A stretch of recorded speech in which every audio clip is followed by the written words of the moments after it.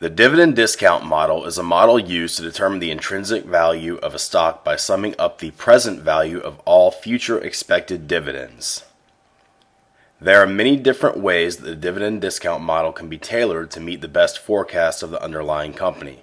For example, a growth stock that's underlying company retains most of its earnings to invest in projects may be worth a lot of money, but pays out little dividends, where a mature zero growth company may pay out all of its earnings in dividends, therefore making it easier to value using the dividend discount model. Here we're providing you with the dividend discount model formula. Notice the similarities that it has to the formula used to value a bond. Of course, unlike bonds, there is a large amount of uncertainty in forecasting the future dividends and sale price that one may receive from a stock. Also, the future dividends are discounted by the cost of equity, where bonds are discounted by the cost of debt. In the dividend discount model equation that we've provided, the V stands for the value, and the D's stand for the dividend. N stands for the year the stock is sold, and P of N is the sale price of the stock in year N. Finally, K is the required return, or the discount rate. Here we have the actual by-the-book dividend discount model. You can see that it is different from the other equation as it does not have the capital gains for the sale of the stock. This doesn't mean that a dividend discount model ignores capital gains. The main point is that by using the dividend discount model, we are simply discounting all the future cash flows that we expect to receive from the stock. These future cash flows are the dividends and the sale price of the stock. The only reason why this equation does not show the sale price of the stock is because the future sale price itself is derived from the future dividends. Therefore, under the dividend discount model, the value of the stock today is ultimately derived by all the future dividends that the stock will pay out. When investors apply the dividend discount model, they would know the date that they plan on selling the stock and would solve for the expected value of the stock at that date. Then discount that price to its present value. The constant growth dividend discount model. What if a company's dividend was expected to grow at a constant rate? Let's say that there was a company that just paid a dividend of $3 and its dividend was expected to grow at a rate of 5%. If this were the case, the dividend in 1 year would be $3.15, and the year 2 dividend would be $3.31. And then the year 3 dividend would be $3.47. We would have to keep solving for each year's dividend at the growth rate and then discount them by the discount rate. The constant growth dividend discount model can be simplified as shown here.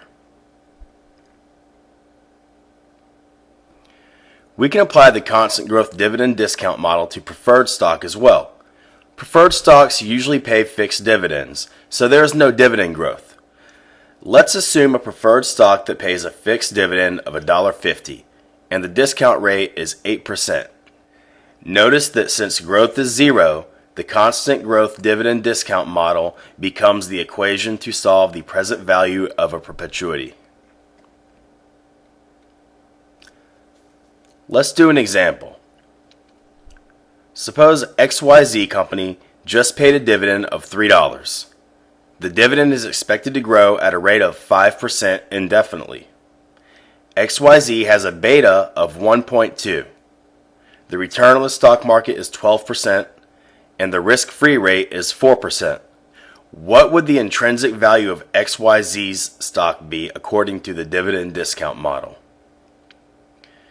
First, we would figure out the discount rate, which is the required rate of return, by using the capital asset pricing model, known as the CAPM. Then, we would plug the discount rate along with other given figures into the constant growth dividend discount model. The capital asset pricing model gives us a discount rate of 13.6%. We did this by plugging in our assumptions to the capital asset pricing model. Our risk-free rate of 4%, and then we added that to the beta of 1.2 times the difference of the risk of the market and the risk-free rate. And then here you can see that we plugged in our assumptions to the constant growth dividend discount model. So according to the constant growth dividend discount model, our stock is worth $36.63. When valuing a stock, you can mix the dividend discount model with the constant growth dividend discount model. For example, let's assume that XYZ is going to pay a fixed dividend of $3 for the next 3 years. And after the third year, XYZ's dividend is expected to grow by 5%. The required rate of return is still 13.6%, and the risk-free rate is still 4%. How would we find the intrinsic value of XYZ stock today? We would just discount the dividends to find their present value.